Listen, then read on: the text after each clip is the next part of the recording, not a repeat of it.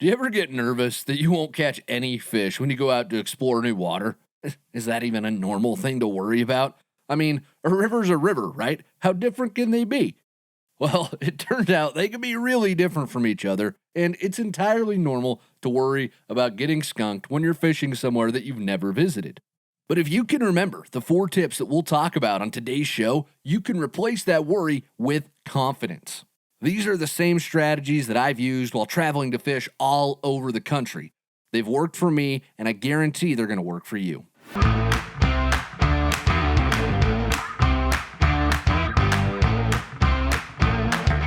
This is Untangled, Fly Fishing for Everyone, presented by Ventures Fly Company. Hey everybody, welcome to it. This is Untangled, and I am your host, Spencer Durant. This week, we are talking all about exploring new water and how to catch fish from places that you've never visited before. Although, now that I think on it, we probably should have done this episode before family reunion season started up, because if you're anything like me, you get those invites to family reunions, and it's always in an inconvenient place, which if your family does the reunions in a place that's convenient and easy to get to and not a 12-hour drive, you're lucky. Keep that family for as long as you can.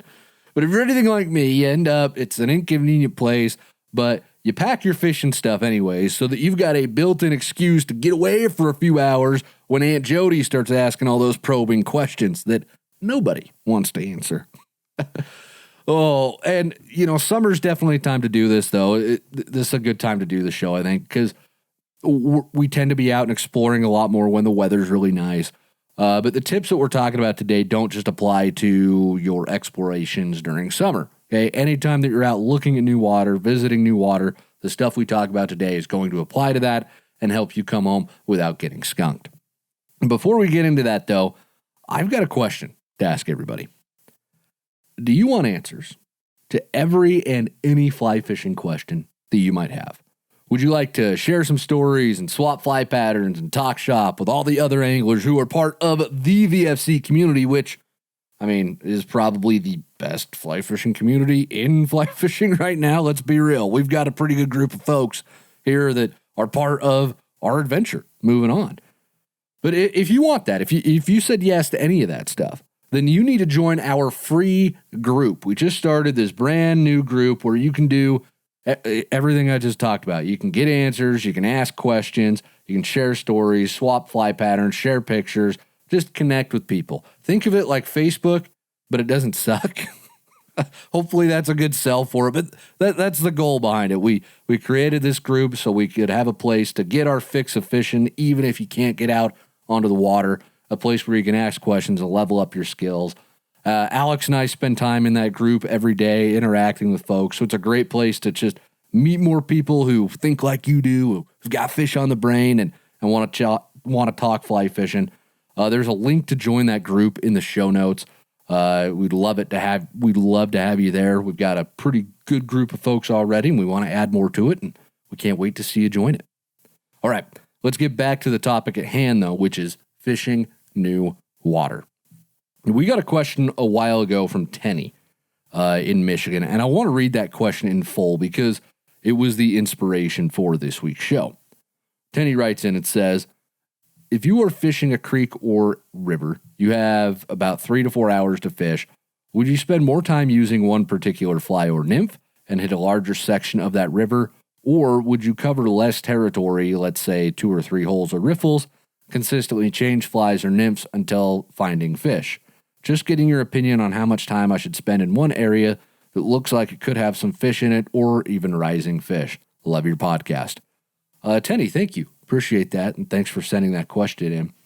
I like how you're approaching this. I just like how you're approaching this situation. It's an analytical approach that I think is going to serve you well in your fly fishing endeavors. And I really want to use this as a springboard to talk about how to fish water that you've never fished before, because to me, it sounds like you're talking about fishing something that you've never been to, or at the most, you have a limited experience with the water that you're talking about.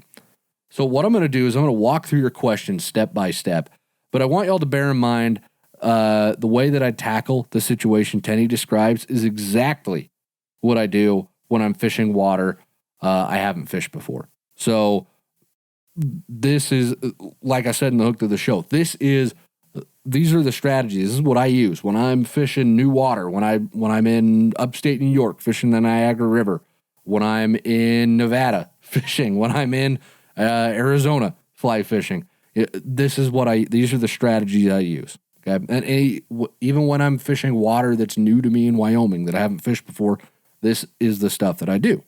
And just to give you an example of that, Alex and I, about a month ago now, we were up fishing a piece of river neither of us had ever fished before here in Wyoming, and we had no clue what to expect. We looked at it on Google Maps. We knew where the access point was. We knew where the public land was. That's about all we knew about this river. And we got up there, we parked, we hiked in, and it's a big braided river. There's a lot of good-looking habitat, but there's 4 or 5 different braids of river running through this big valley. And it was pretty overwhelming trying to decide where we wanted to start. Me and Alex kind of looked at each other, and we're scoping the river out before we start fishing. We hadn't even strung our rods up at this point. We're just trying to get an idea of, all right, where do we think the fish are going to be hanging out? And what we decided to do is, despite all the good riffles and despite some of the nicer looking runs, we looked for the water that to us looked the best. This was in the middle of July, I believe, is when we did this. And so middle of July, we're looking for cooler water, a place where fish can hang out. So we identified the deeper runs and pools that were at least 4 feet deep and had that slow walking speed water, that walking speed current, because that depth combined with that current speed is a great place for fish to hang out when it's a little bit warmer outside. So we focused on that not just because it was a good place for the fish to hang out because of the outside temps, but also because the riffles in the river, once we got up and looked at them, they were just a little too shallow. They really were too shallow to hold fish. They were maybe 4 or 5 inches deep at most, and sometimes you'll find fish in really shallow riffles like that, but that's kind of rare. The riffles were too shallow, and then a lot of the runs were just too quick. They were shallower runs too, and the water was just moving, and the fish aren't going to hold in that really quick water a lot of the times. So by focusing just on the great water, the really good stuff, those deep runs and pools, we figured out where the fish were, what they were eating, and we ended up putting a bunch of fish in the net. So that process that Alex and I used is exactly what I'm going to walk you guys through today. But I'm not just going to say, oh yeah, look for good water and have fun. No, we're going to get more granular about it. That's what we do at Untangled. I don't just give you the broad strokes and say, hey, have fun. Good luck figuring it out on your own, because that's where a lot of us start. That's where I started, for crying out loud, in fly fishing. My dad would take me and he'd give me a fly rod and he'd point me downriver, say, don't tangle it. And if you do tangle it, try and figure it out on your own. And I better not see you for 20 minutes. And then he'd go up and fish where he wanted to. And I was left to try and figure it out on my own. And I learned that way, but it's not super effective. And I love my dad, by the way. It was actually a good way to teach me. He knew pretty well how to get me to behave. So that was a good parenting move on his part. Anyways, let's get more granular and directly answer Tenny's question. I've got 4 tips. This is how I'm going to approach water that I've never fished before. This is what I do to make sure I'm putting myself in the best situation possible to have success. First thing I'm going to do is I'm going to check fishing reports, or I'm going to look for bugs. And that's my first step. If I'm fishing a river that's more well-known, but I've never fished it before, trying to think of something here. The lower Gallatin. This will probably come as a surprise to folks. I've fished the Gallatin really high in Yellowstone, but I've never fished it down into Montana. I've fished the Wyoming portion of the Gallatin. So if I'm fishing a river that's more well-known like that, but I've never fished it before, I'm going to go check out the fishing reports, either online or you can call a fly shop to get those. I do this to get a good idea of what bugs are active, because while the aquatic insects are going to be mostly the same, I mean, middle of July, you're looking at stoneflies, caddis, PMDs. That's going to be your main fare. Things might differ a little bit. There might be a specific type of stonefly that's going to work really well on one river. So you want to get as much information as you can before you go up there.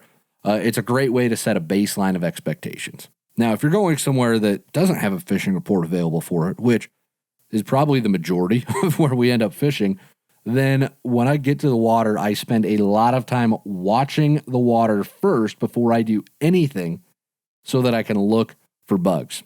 Okay, I'll give you an example. I was up in Alaska. This was probably 8 years ago.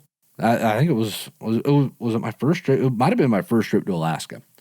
And we pulled over this little river. We heard a story from a guy that there's this great grayling river, so we pulled over to go fish it.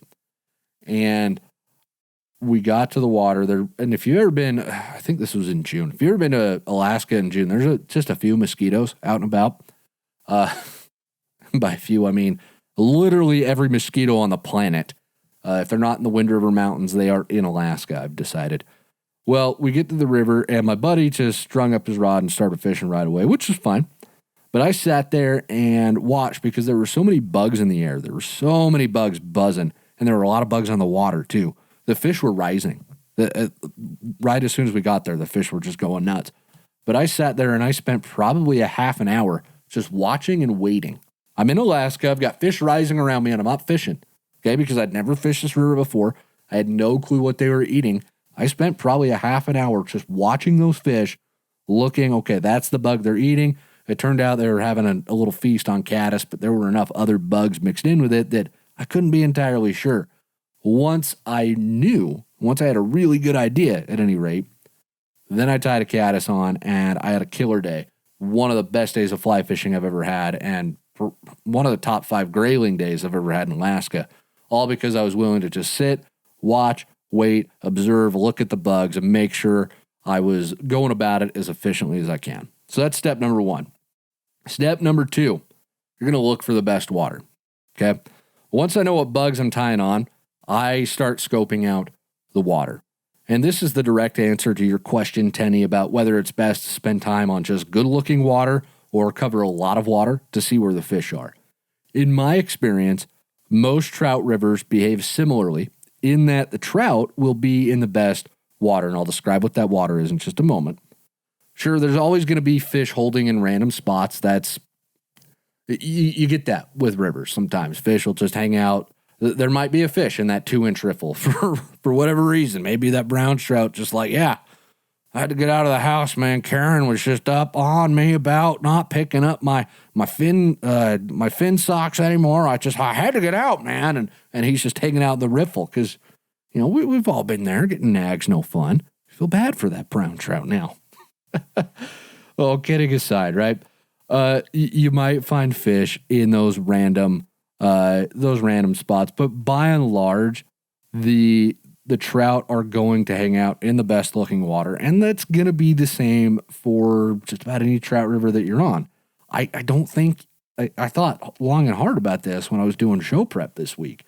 I don't know that I've ever gone wrong by targeting the best water in a river. There's been times where I fished really good looking water and it didn't produce, but then I moved on to the next piece of water and again, it was good looking water and it produced. So not every great hole or run or pool is going to have fish in it, but if you consistently fish that stuff, that's when you're going to set yourself up for the best chance at success. But anyways, the best water for me starts with finding seams. And all a seam is, for those who may not know, it's where fast and slow water meet. Okay, you've got the fast water coming in, slow water coming in, and there'll be a nice seam where they meet, usually a foam line, maybe some bubbles on the water. And trout love to hang out in seams because they can hang out in the slower water. The fast water delivers food, so they're chilling in the slow water, just having a good time, and they dart out into the fast water, eat, go back into the slow water. They spend a little bit less energy living in the slow water, but they still got a lot of food from that fast water. That's why they love seams so much. So I'm going to look for seams. That's going to be my first thing I scope for. After seams, I'm going to look for good runs with walking speed water. A good run should be about 3 to 4 feet deep, and that walking speed water is absolutely key. You got to have it. That's the right. That's just the right speed for fish to hold comfortably and feed comfortably. If it's too much faster, the fish aren't going to hold there because it's too much work. And if it's slower than that, then it's a pool. And you're fishing a pool instead of a run. I like to target the seams and runs first because it feels like to me that's where I catch the majority of my trout, no matter where I'm fishing. That might just be because I always fish the seams and the runs. It might be one of those self-fulfilling prophecies, but I do tend to find a lot of fish in the seams and the runs because that's just fantastic habitat. That's where they're going to be. There might be some rivers where I catch all my fish in a big flat or out of the riffles, but by and large, I catch a lot more fish if I spend time on the seams and runs. Then, if the seams and runs aren't panning out for me, that's when I start looking at the riffles or I start picking out the pockets, logs, or other obstructions in the river. Pockets are really great for those who may not know. If you've got a big boulder in the river, you've got the water that's got to go around the boulder and there's a pocket of dead water behind it. That dead water that's not moving, there's usually not fish immediately in that. But if you go a couple of feet below that where there's a little bit more current, the fish are hanging out right there because the water has slowed down. I had to go around the rock and it's slowed down. There's this pocket of calmer water right there. Pockets are a wonderful, wonderful piece of water, and a lot of anglers skip them. But you shouldn't because there are a lot of nice fish in pockets. Now, Tenny mentioned seeing fish rising in his question. If you get to new water and you see fish rising, then you've just had the hardest question answered, in my opinion. You know where the fish are, and you probably have a good idea of what they're eating. Now you just have to get the drift right, which can be tough, but at least it's just one thing to focus on now instead of a whole bunch. So that was step number 2. Step number 3, tip number 3 for you.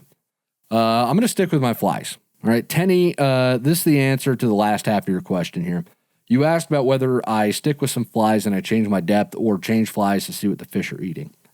I like to stick with my flies until I'm proven wrong, because if I did the first step of this process correctly, I read a fishing report or I looked and watched for bugs and fish when I got to the river, then I should be fairly confident that I have the right flies on. What I mean by being proven wrong is, let's say I tie on a parachute Adams and I have a fish come up, but the fish refuses it at the last second. He comes up and, not today, not eating that. You didn't fool me. And he goes back and laughs at me like the trout do.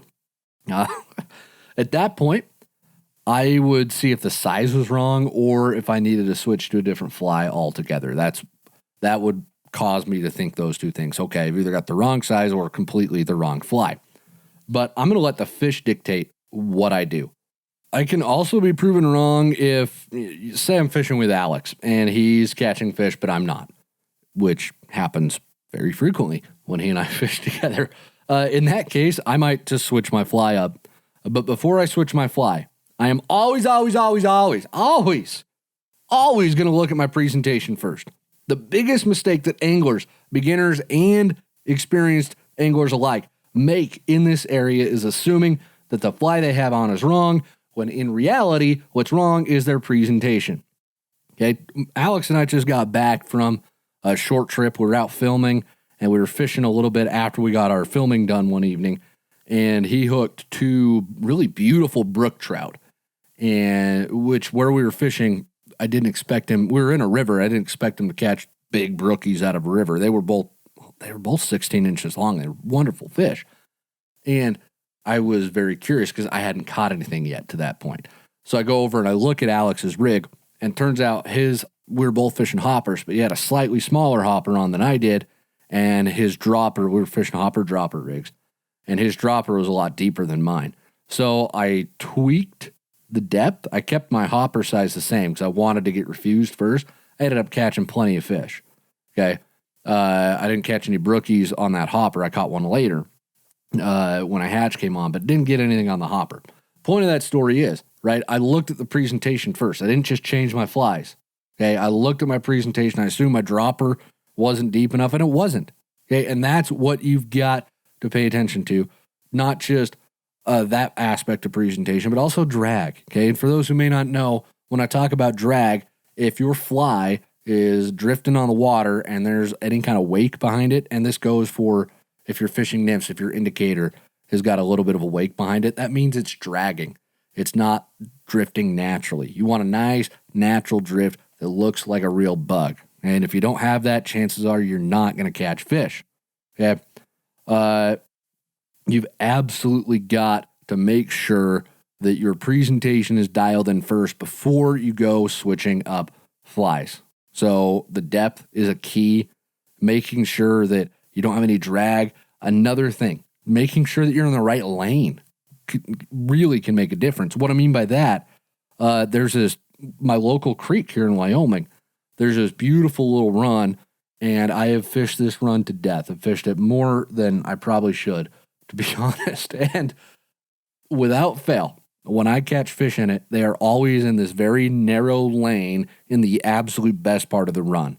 They're down deep, and they're in it's probably only a foot wide lane. If I'm outside of that, I'm not catching fish. But when I get my flies inside that lane, I will catch fish. Okay, they can be that picky sometimes. They can be that particular about where they're holding and being willing to move to eat food. That's something you've got to pay attention to. You've got to make sure you're getting into the right lane. Okay. And then we talked about depth, and I wanted to make sure that we got that. Now, there's tons more about presentation that you can always tweak and improve on. We've got a lot of resources about presentation here at VFC. I'll try and link some in the show notes for y'all. You can also just check out YouTube as well. We've got a lot about that. In fact, I've done an entire podcast just on fly presentation before, so I'm not going to go more in depth into it here, but you absolutely need to focus on getting your flies presented perfectly before you think about changing them, right? Because again, if you've done the first two steps of this process correctly, you've got the right fly on. All right. With that is step number 4, and this is be thorough. Alex and I fished together more this summer than we ever have before, and we've been filming more content than we ever have before. So we've been out, me and Alex have spent a lot of time together. We realized the other day that other than our wives, the people we spend the most time with is each other. And we haven't killed each other yet, so that's good. But one of the many things that I've learned from Alex throughout all this time that we've spent together is that I am not nearly thorough enough in how I fish. I'll throw a few drifts through good-looking water, maybe tweak my presentation once, and if I don't catch fish, I quickly move on. Okay, I don't even always follow the things that I preach as much as I should. I'm the first to admit that. I know what I should do, and then I still don't do it. It's frustrating. I wish I knew why. I've got a short attention span, and I think that's kind of why. But Alex will move into the water that I've fished, and he'll catch fish behind me. So I'm further up the river. He's hitting water I've already gone through. He's just pulling fish out of it left and right. And it's frustrating because I'm like, well, I fished it. And he's like, well, not well enough, you didn't. So the point is, you got to thoroughly cover the water. Pay attention to how deep you're getting, what lane your flies are in, and if you've covered every piece of water where fish could potentially be. If you just skip from one spot to the next, like I tend to do too much, then you run the risk of missing out on fish. Find the best looking water and be thorough with it. You'll hook into fish. Good example, that little trip that Alex and I just got back from. The last bit we fished before we left, there was this beautiful run. I ran through it for probably 15, 20 minutes, and I didn't touch a fish. And I got frustrated, and instead of changing a rig up, I just moved on. Well, Alex saw that I'd fished it with a hopper dropper and that I didn't get anything. So he switched up to a nymph rig, and he got down really deep. He caught 6 fish out of that run after I'd already fished it. Okay, because what had happened is I hadn't got my nymphs deep enough. They weren't interested in the top water. I hadn't got my nymphs deep enough. Alex got his deep enough. Boom. Caught 6 fish out of it. So it's proof that you've got to be thorough and you've got to work the water. All right. If you follow all of those steps, you're going to feel at home on new water in no time. And when I do go out to new water, I do try to be a lot more thorough. It's just hard sometimes to want to do that, especially when you're bitten by that exploration bug. You're like, I want to see what's around the next corner. You got to force yourself to slow down, and that's something that I'm still learning, something that I'm still progressing on and trying to do well enough in my own fly fishing. So I'm by no means perfect at this either, but this is the process. If you want to catch fish from water you've never fished before, you got to follow these steps. And I hope that this worked out well for you, and I hope that you gathered something new from this section of the show. If there's any questions, any follow-up that y'all have on what we talked about today, please feel free to reach out to me. But don't go anywhere, because coming up next, we've got the Q&A section for this week's show. Anglers are always asking, what bugs are hatching right now? And that's why we put together a year-round hatch chart. It outlines all the major bug hatches so you always know what fly to tie on, no matter where you're fishing or what time of the year. So if you want to level up your skills and start catching more fish, click or tap the link in the show notes to get this free hatch chart. All right, back to the show. So Untangled is entirely based on questions. I just spent 20 some odd minutes answering a question from a listener, but on the Q&A section of the show every week, I like to take 3, 4, maybe 5 questions sometimes from listeners and run through them a little bit quicker and try and help folks out. So that's what the Q&A section's all about. And if you've got a question that you would like answered on the show, whether you want a 20-minute answer to it or maybe a 5-minute answer to it in this section, send those questions on in. There's always a link to do that in the show notes. Untangled runs on questions. This show doesn't exist without y'all sending questions in and allowing us the opportunity to answer them here on the show. And with that, we're going to go to Michael from Colorado first. His question writes in and says, "Hello, Spencer. I enjoy listening to your podcast and how your information is presented. Thank you. I'm asking for your recommendation on what is the most efficient way to organize a fly box for learning the bug types. I have read numerous articles on organizational structure in a fly box, but as I mentioned above, I enjoy your podcast and how you present the material. Thank you in advance for your consideration to answering my question." Michael, thanks for the question, and thank you for the kind words. I really appreciate that. I think this is such an interesting approach that you want to organize your fly box to learn the bug types. And I'm not being glib or anything. Like I think it's really interesting because I never did anything like that when I started. I just threw my flies in. They turned into a giant mess. And honestly, that hasn't really changed a whole lot all these years later. It probably would have helped me immensely if I would have had the forethought to, maybe I should organize my flies. It probably would have been incredibly helpful. When I do, usually once or twice a year, I go through and I try to organize my boxes, clean them up, and throw out the flies that are bad and bedraggled and see what I need to tie more of. And when I do that, I organize my boxes this way. I've got all my parachute dry flies in one box. So parachute PMDs, blue wings, Adams, Drakes, all those. Then I've got standard dry flies in another box. So that it's going to be like my elk hair caddis, my mahogany duns, my Griffiths gnats, my attractors, my hoppers. That's all going to go in that standard dry fly box. And then I do have an entire box just for emergers, sparkle duns, spinners, cripples, clink hammers, mats, midges, the really small stuff that you need for midge and mayfly hatches on tailwaters. I'll have a whole box for that. And then I do have an entire box just dedicated to midge nymphs, so zebra midges, midge pupa, different midge patterns. I like to throw those in there.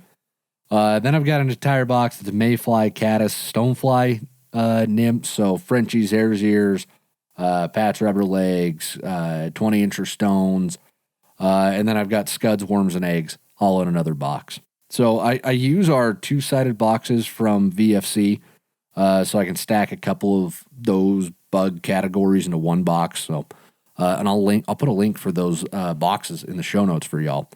But I've found it's helpful to organize my flies in a way so that I know what's in what box when I reach for it.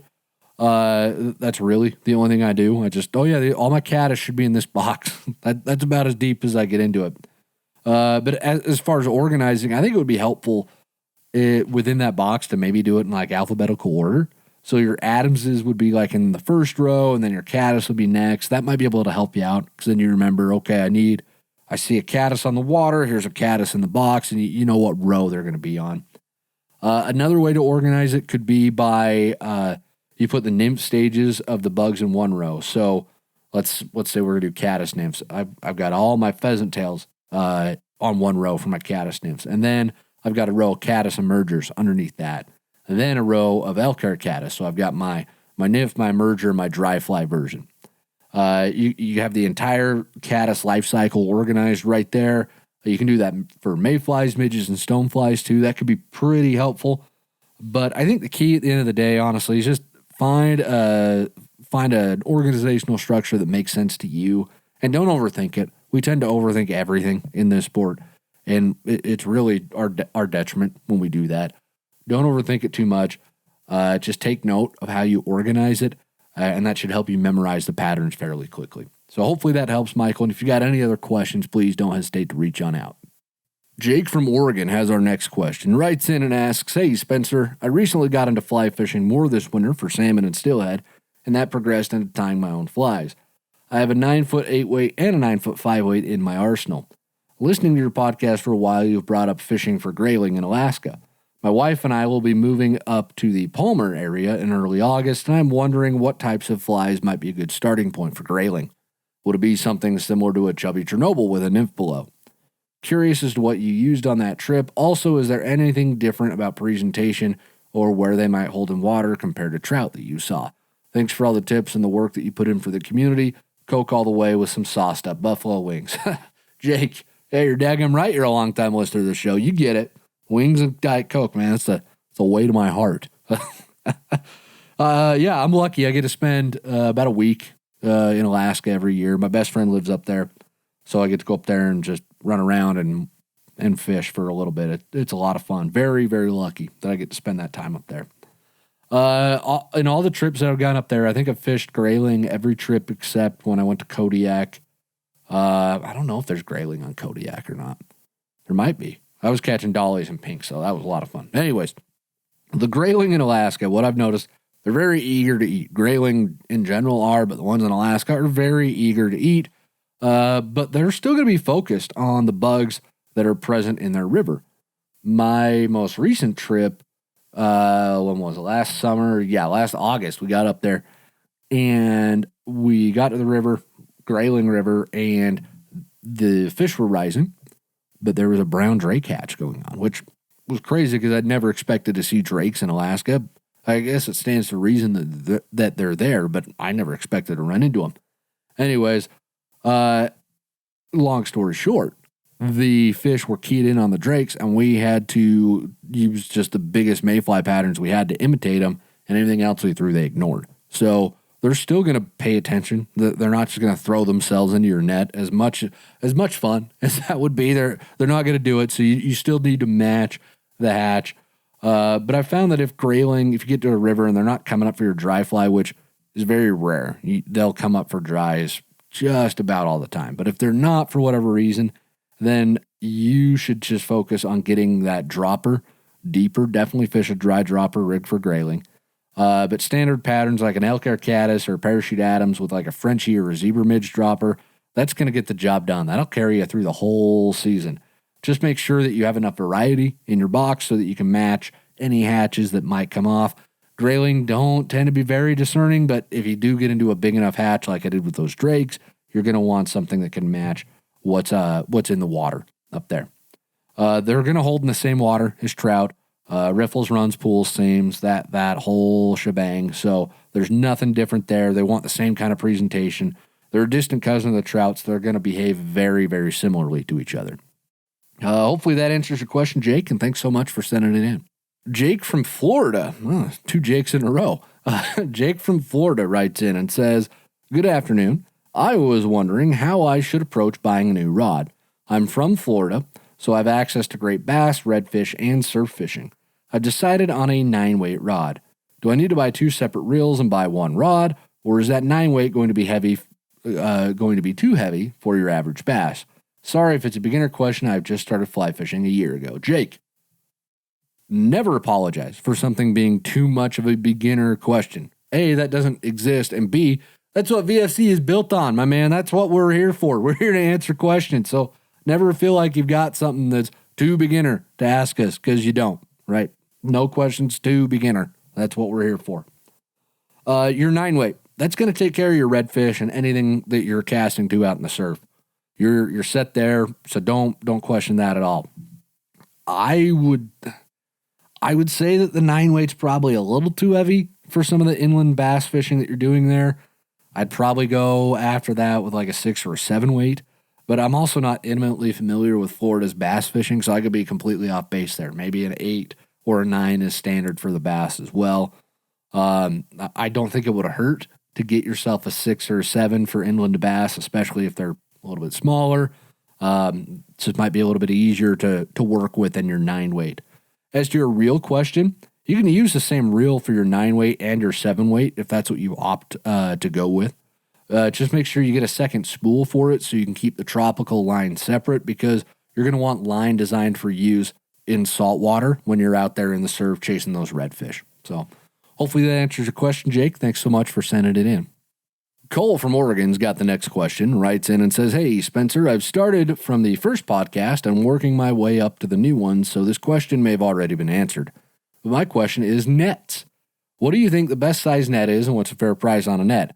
I'm newer to fly fishing and have an old short wood-handled net I've always used for bass fishing in my kayak, and I've noticed being on the river, I always struggle to get that fish to the net.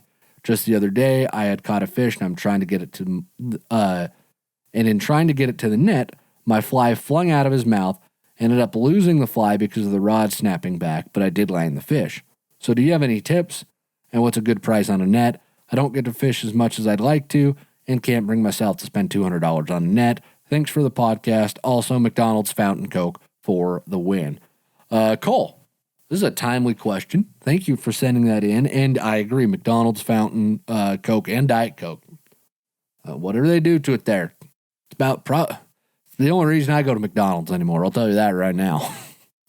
I had one of McDonald's chicken sandwiches not too long ago.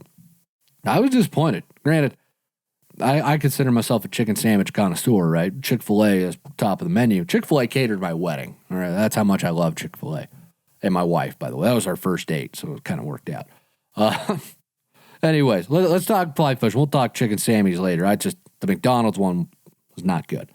Like I said, this is a timely question because for the last 2 years, when we've been out fishing, I've either used Alex's longer net, and he has the Fish Pond Nomad Emerger, or the net that comes with our starter packs. Those have been the 2 nets I've used. Our net, the starter pack net's the perfect size, in my opinion. The only thing that I would change about it, and that we're looking to change hopefully in the near future, is the basket. The net basket is just a little bit shallow when you start putting really big trout in there. But even so, I was using it this summer to put like 22-inch trout in the net. So it's going to work. It's going to be just fine. That net total is like 24 inches long, and the handle's about 10 inches long.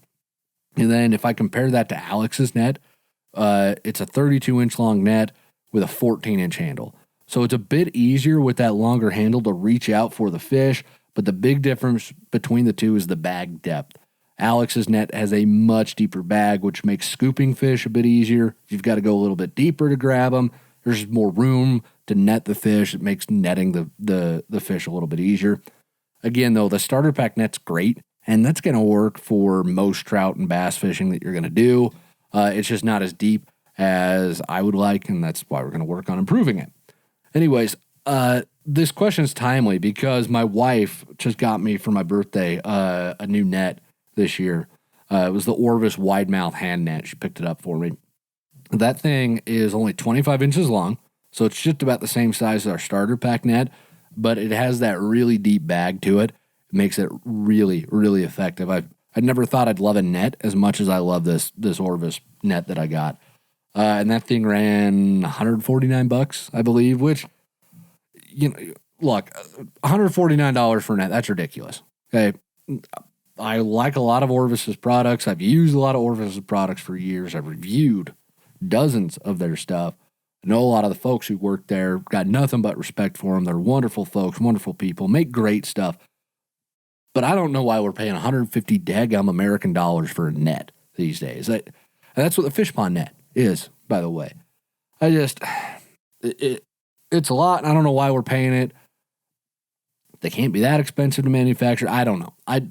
There's a lot about net making that I don't know. I'll be the first to admit that, but 150 is steep. So what I'll tell you is this. If 150 is too steep for you, which I think it is for a lot of folks, I'm not complaining. My wife did that for me. I'm very, very touched she got that net for me.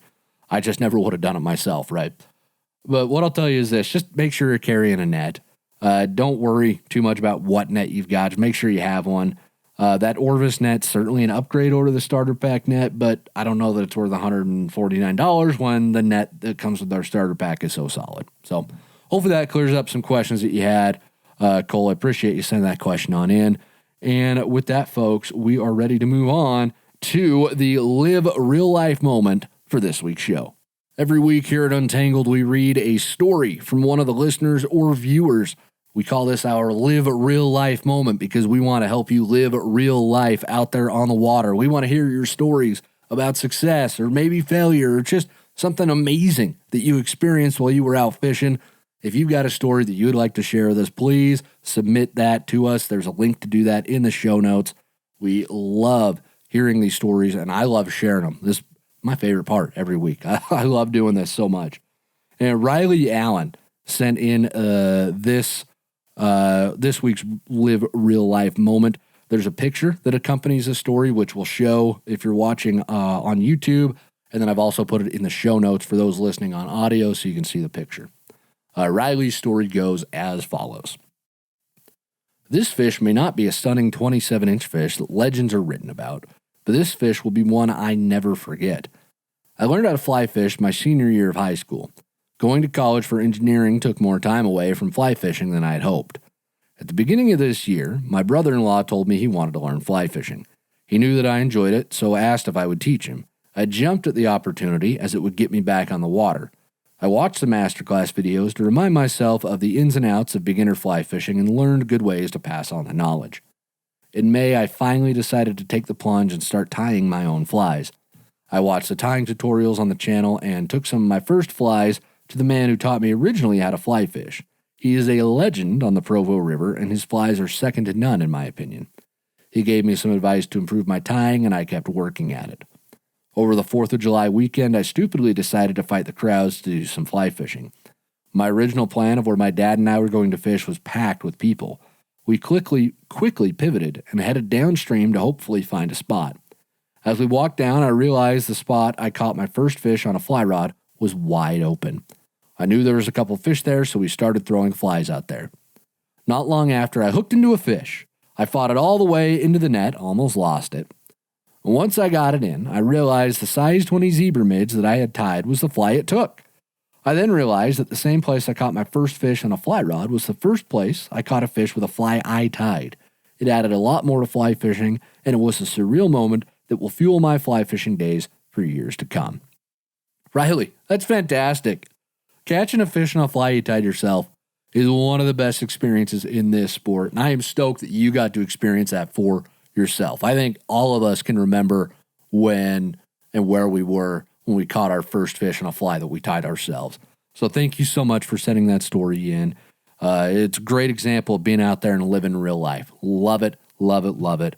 And again, if anybody's got a live real life moment you would like to submit, please don't hesitate. There's a link in the show notes. And with that, folks, we are going to wrap up this week's show. I appreciate y'all listening to this show, being a part of this community. You guys are what enables me to do this and to have so much stinking fun on the show every week. So I really can't tell you enough how much I appreciate it.